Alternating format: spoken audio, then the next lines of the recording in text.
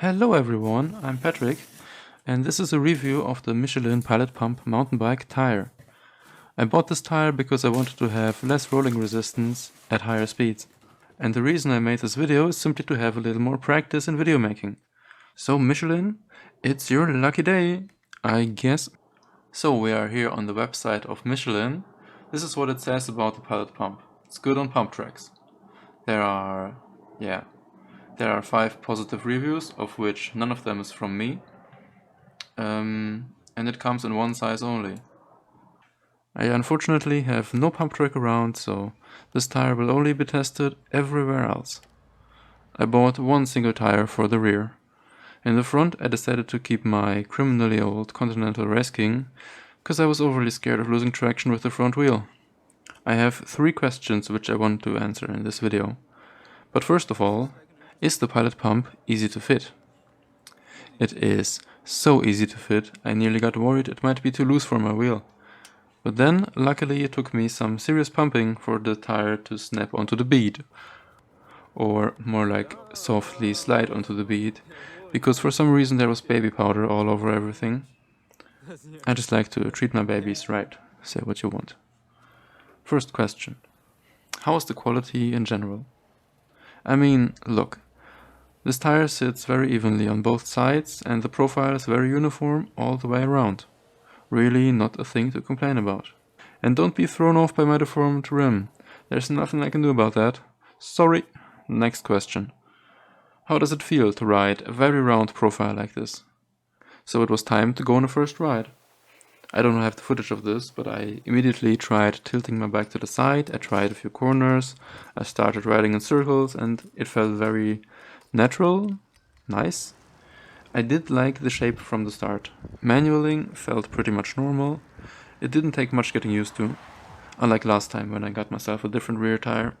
I had an old Schwalbe Nobby Nick as a rear tire, and after switching to the Continental Race King, it took me a week or so to relearn the manual. Not this time though. Question number 3. Traction. Does it have traction on wet streets? Yes, definitely. Even after having seen how soft the rubber compound is, I was still a little surprised about how much grip I had. I had no problems braking in the wet, accelerating uphill or cornering. Everything fine. On the wet grass I expected to be sliding like crazy, but no, the grip in the rear was just very slightly worse than that in the front. In the mud, traction was fine once again, of course, not nearly as good as with a regular knobby tire, but it was possible to get along. It was just fine. For someone like me who has one whole bike just for the muddy days, this is not much of a deal breaker. But I noticed that the more leaves there were on top of the mud, the easier my rear wheel was braking out. If there were leaves on top of gravel, that was fine. But leaves on mud? That's where it got a little scary to ride. Still, I tried a little dirt jump, but I was sliding around quite a bit on the run-up, so honestly I would not do this again.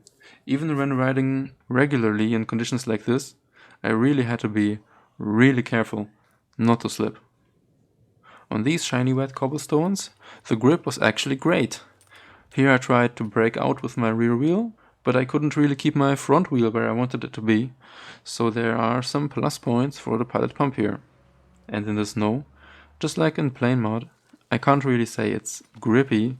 It's normal to ride when everything's frozen. Completely normal.